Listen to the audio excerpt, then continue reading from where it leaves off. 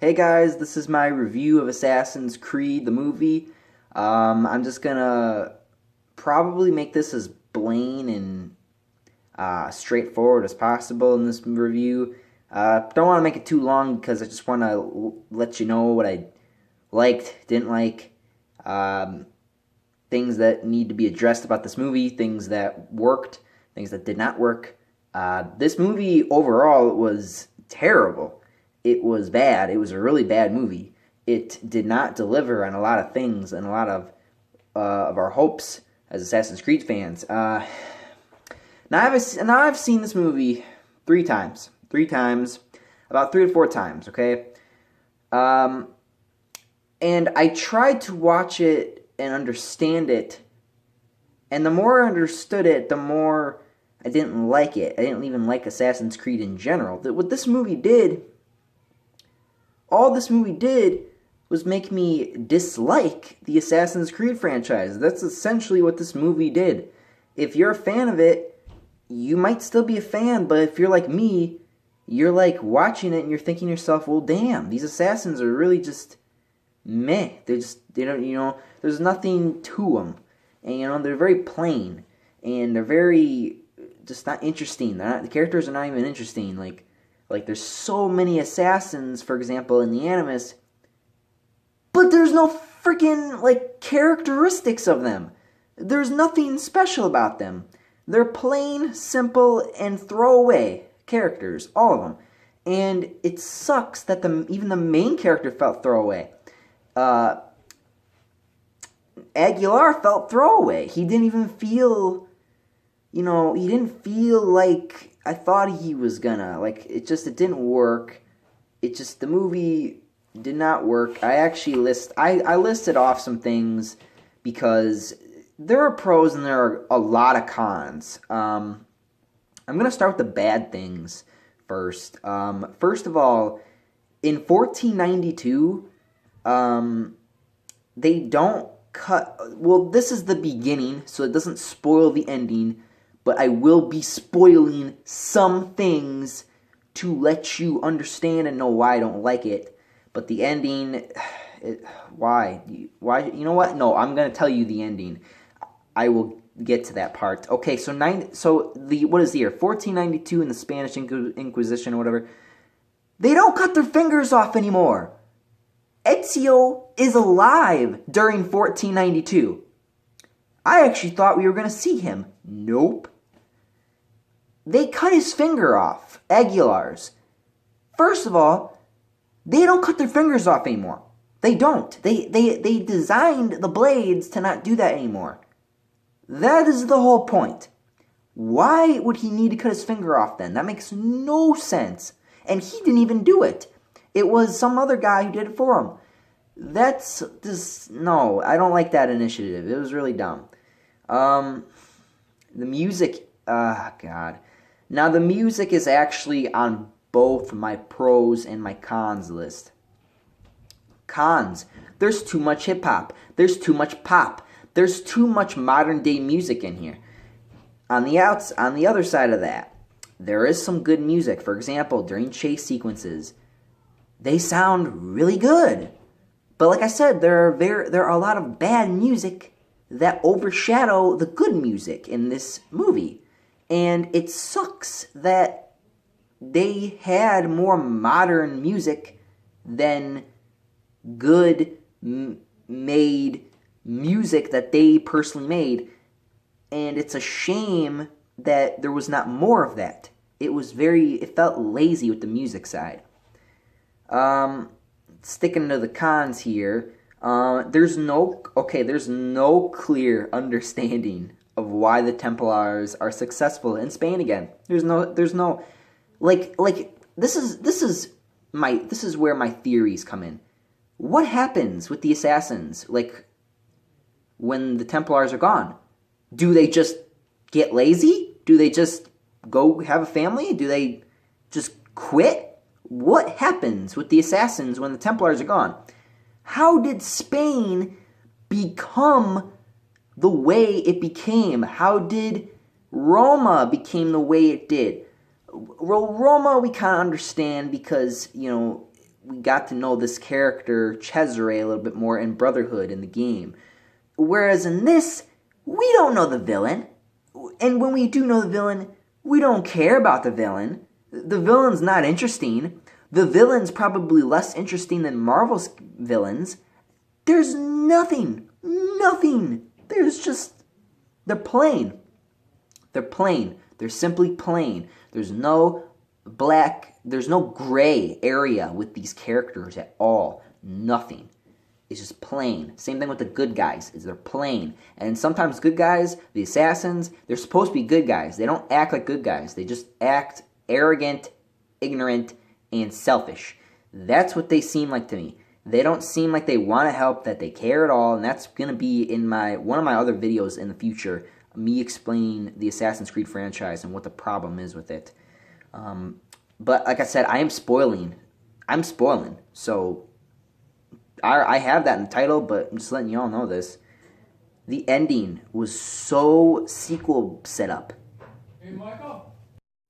This movie sequel base was so...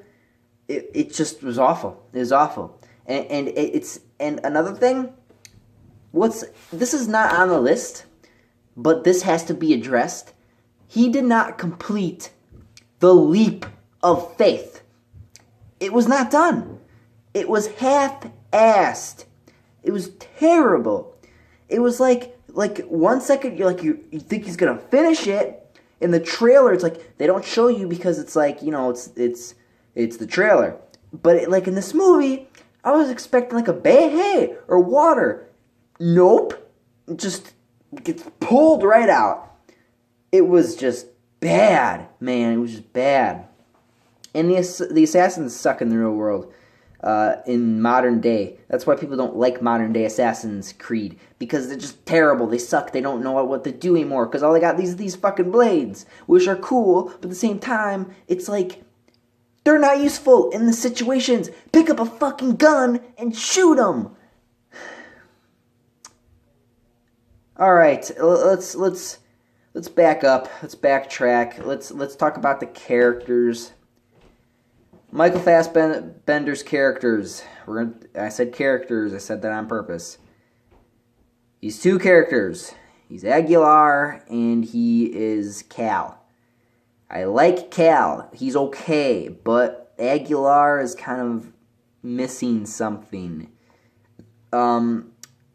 It just, he had to pull this movie with everything he had. He had to be the one to lift this whole movie off the ground, because this just didn't work. I guess we'll get to the pros now. The music, like I said, in some cases the music can be good, but in most cases it's not. The action is actually surprisingly really good. I actually really do like the action. The action is really cool. I like when he's like fighting people with spears and arrows, you know, and all that. I just wish that we got to see some sword fighting. We didn't see no sword fighting, which is weird because that's what the first four or five. So I don't get what was going on there. First, in every Assassin's Creed, I think you had a sword. So that didn't make sense. The parkour was actually really good. I actually did like the parkour elements. But like I said, the leap of faith was a disappointment. Okay, so I think the best part of this movie was probably the bleeding effect, because I like how in the movie he was Aguilar was training Cal, you know, and he was fighting a ghost. It was really cool. Now that was awesome. I like that. That was probably one of the best parts about the movie, seriously. Like I said, the villains are awful. Characters are awful.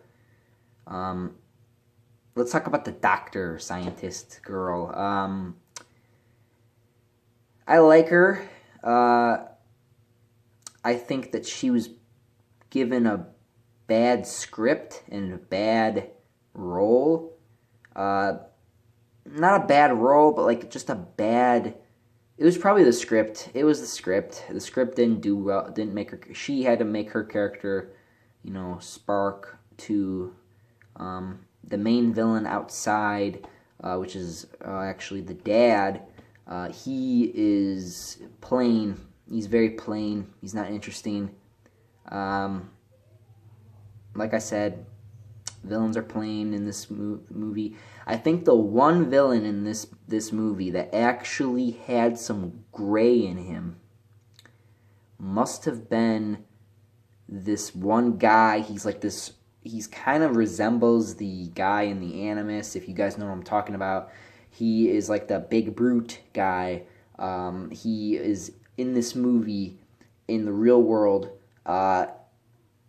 He gives this speech about the assassins that made me dislike the assassins so much, and it sucks because this is a series that I respect. This is a series that I buy their products. This is the series that I enjoy, and this movie was supposed to add on to it or make it even better, and instead, this guy's speech was so against the assassins that it just made me feel so bad, and it made me feel so like you feel like you're on the wrong side thing, and that's what that speech does to you.